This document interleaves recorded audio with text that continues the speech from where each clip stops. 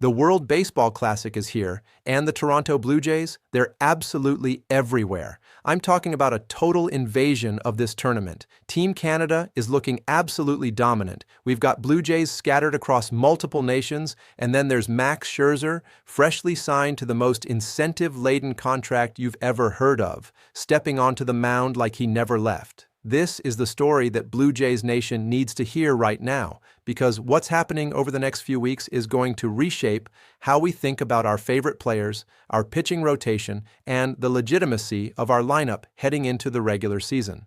So grab your coffee, settle in, and let's dive deep into the madness that is the 2023 World Baseball Classic, because Blue Jays fans are eating good right now.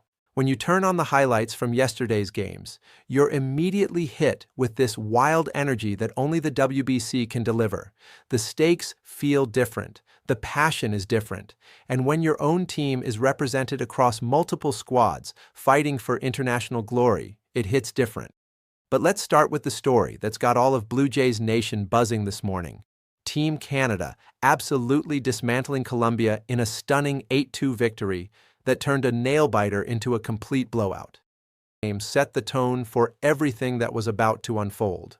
Owen Casey, a prospect in the Marlins organization who probably wasn't even on your radar before yesterday, absolutely tattooed a 2-run home run to get Team Canada rolling. We're talking about a missile here, 107 miles per hour off the bat. When you see that kind of exit velocity on a young player, you immediately start wondering about his ceiling. And Casey was announcing himself to anybody watching that this is a kid who can absolutely produce at the highest level. 2-0 Canada, and the energy is there. But here's the thing about international baseball. Nobody takes their foot off the gas because of one bad inning. Colombia punched right back. Miguel Royo scored on a single that bled through the infield. And just like that, Tito Polite brought another run across the plate. Suddenly it's 2-1, and you're sitting there thinking, okay, this might actually be competitive. This is why the WBC is so special. You get these moments where narratives shift in the blink of an eye, and every team has a heartbeat. But then Abraham Toro stepped up, and this guy was an absolute monster yesterday. Toro was basically on base every single time he stepped to the plate. I'm not exaggerating here. 2 for 3, 2 runs scored, 2 RBIs, and he did something that gets underrated in baseball. He put together an at-bat with the bases loaded and drew a walk. That's the kind of plate discipline that wins games in October, and Toro was treating this like it was Game 7 of the World Series, 3-1 Canada, and now we're starting to see some separation. The game stayed in this weird holding pattern through the middle innings. You had some exciting moments. Josh Naylor, who Blue Jays fans absolutely know and love, was doing his thing for Team Canada. Naylor singled and scored in the 7th alongside Eduardo Espinal and Denzel Clark. This is where you start to see the depth of talent that Canada brought to this tournament. We're not talking about 1 or 2 all-stars carrying the load. This is a balanced attack where multiple guys are contributing, which is the hallmark of any truly dangerous baseball team. Colombia wasn't going down without a fight either. Harold Ramirez drove in another run with a hard line drive that looked like it might get through, and when Miguel Royo's hit bounced right in front of Tyler O'Neill, suddenly we're looking at a 4-2 game that still feels winnable for the Colombians. This is the drama that makes international baseball so compelling. Every inning matters. Every at-bat could shift momentum. You're not watching a team blow someone out in the 3rd inning and coasting home. You're watching 2 teams absolutely fight for every single out. And then the 8th inning happened, and it's like someone flipped a switch in the Canadian dugout. This wasn't just a run-scoring inning. This was a complete takeover. Abraham Toro, our guy who was already having a monster day, came up again and absolutely refused to let this game stay close. He'd already racked up a double earlier in the game, and now he laced a triple that drove in Tyler Black and put Canada up 5-2. But the inning didn't stop. Bo Naylor, another Blue Jays name, another Canadian carrying the load, singles and keeps the line moving. Denzel Clark gets another hit. The rally continues, and by the time Tyler O'Neill walks with the bases loaded, it's 8-2, and Colombia is done. 8 walks for Team Canada in this game. 8. That's the kind of discipline and approach that beats elite pitching. The Canadian pitching staff deserves credit too. Michael Soroka came out and pitched the first 3 innings flawlessly, and then the bullpen came out and just shut the door. They held Colombia to 2 earned runs. 2. That's dominant baseball right there. When you can score 8 runs while holding your opponent to 2 earned runs, you're doing something very, very right. And this is what's got Blue Jays fans so excited about what's coming over the next few weeks, with Team Canada still very much alive in this tournament. But here's where the story gets even more interesting, because there was another Blue Jays player making absolute waves yesterday while Team Canada was handling their business.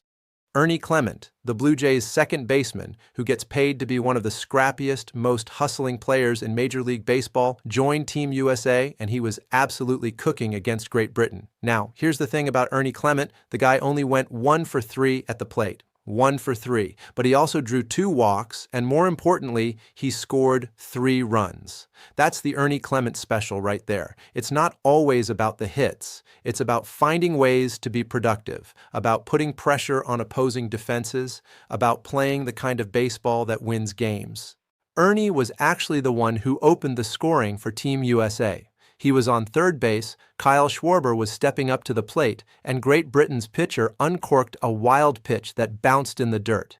Ernie came absolutely flying down the baseline. This is a guy who's covered in dirt every single day because that's just how he plays. And he scored that first run for the Americans. You could see it right there. The hustle, the engagement, the willingness to take advantage of any opportunity. That's why Blue Jays fans absolutely love this guy. It doesn't matter if he's going 0 for 4 at the plate. He's going to find ways to impact the game. And while Ernie was setting the tone, Kyle Schwarber absolutely launched into one.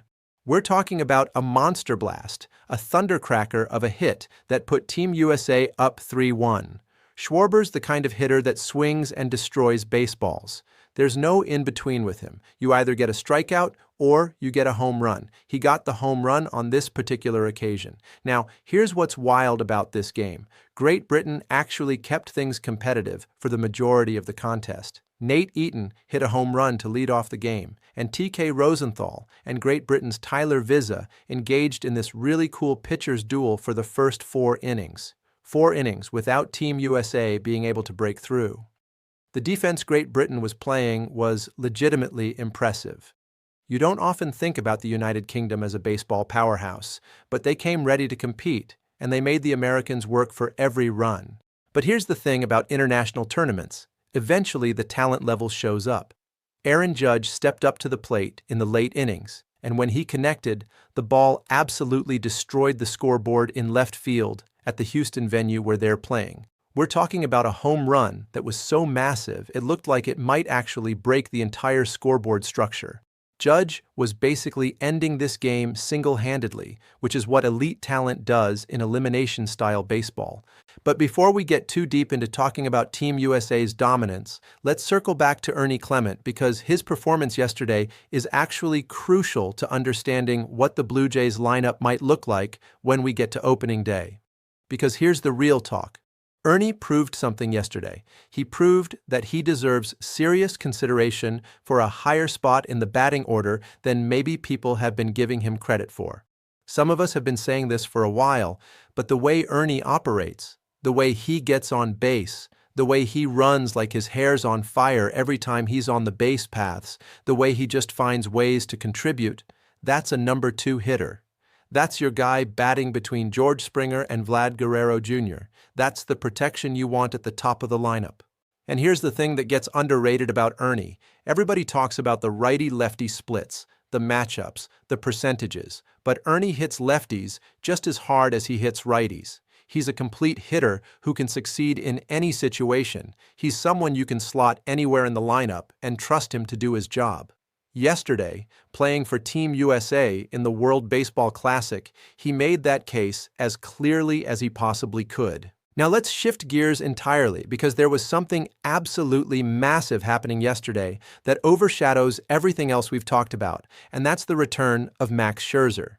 This wasn't just some spring training appearance. This was Max Scherzer, the three-time Cy Young winner, the future Hall of Famer, the guy who's won a World Series and commanded respect in every single postseason situation, making his debut for the Toronto Blue Jays. And he did it against the Philadelphia Phillies, a team absolutely loaded with regulars. Trey Turner, Brandon Marsh, Eric Bruntlett, Alec Boehm, Adolis Garcia, JT Realmuto. These aren't minor league guys. These are guys who've been grinding through a full MLB season. This is the kind of lineup that would beat up on most pitchers having their first appearance with a new team. But Max Scherzer, he looked like he'd been with the Blue Jays all spring. 4 innings of work, 1 strikeout, 1 walk, no hits, 0. The guy came out to Citizens Bank Park in Philadelphia and threw a complete masterclass against one of the best lineups in baseball. He threw 29 strikes out of 40 pitches. That's the kind of efficiency that separates Hall of Famers from ordinary pitchers. That's the kind of control and command that wins playoff games.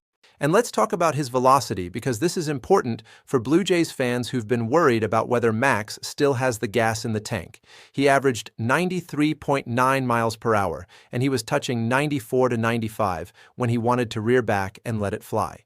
This is a guy who's dealt with all kinds of injuries and setbacks, who hasn't pitched in the big leagues in a while, who just signed with us on the most incentive-laden contract you can imagine, and he comes out looking like he's got something to prove.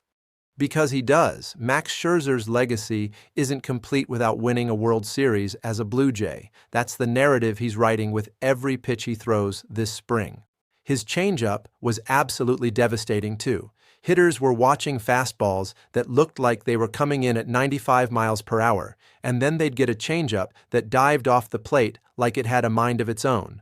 That's the 2-pitch combo that makes Max Scherzer elite. That's why scouts and analysts have been singing his praises since his rookie season. Now, here's where the game itself becomes kind of a snooze fest, and I'll be honest with you, that's not Scherzer's fault.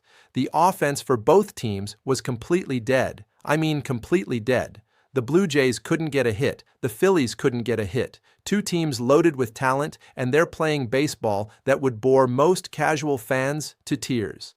This went all the way to the 9th inning before Jonathan Klaas grounded out and Rafael Lantigua scored. That's it. That was the offensive highlight of the entire game. In the 9th inning, against a backup catcher or pinch hitter. That's how devoid of offense this game was.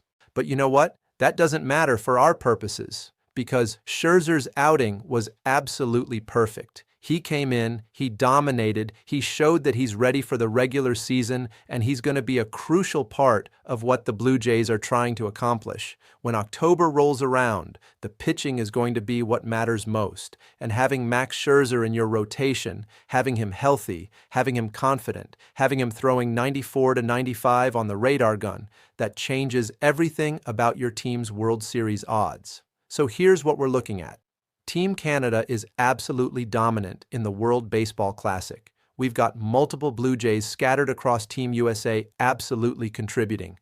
We've got Ernie Clement proving he deserves a bigger role in our lineup. And we've got Max Scherzer coming back from injury looking like the ace we've been waiting for.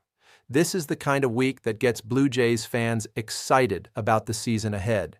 The WBC is going to be dominating the conversation for the next few weeks. And honestly, that's fine by us, because every Blue Jay playing in this tournament is essentially a long spring training session at the highest level of baseball. They're competing against elite international talent. They're building chemistry. They're proving their worth. And when we get to opening day, we're going to have a team that's battle-tested, that's confident, and that's ready to compete for a World Series championship. Think about it. We've got Scherzer, who's one of the greatest pitchers of his generation. We've got Springer and Guerrero Jr., who are 2 of the most talented hitters in baseball. We've got Ernie Clement, proving he belongs in the conversation as an elite second baseman. We've got pitchers like Ricky Tiedemann and other young arms developing in our system. We've got a front office that's clearly committed to building a championship team. And we've got fans like you who care enough to tune in and learn about every single detail of what's happening with this franchise.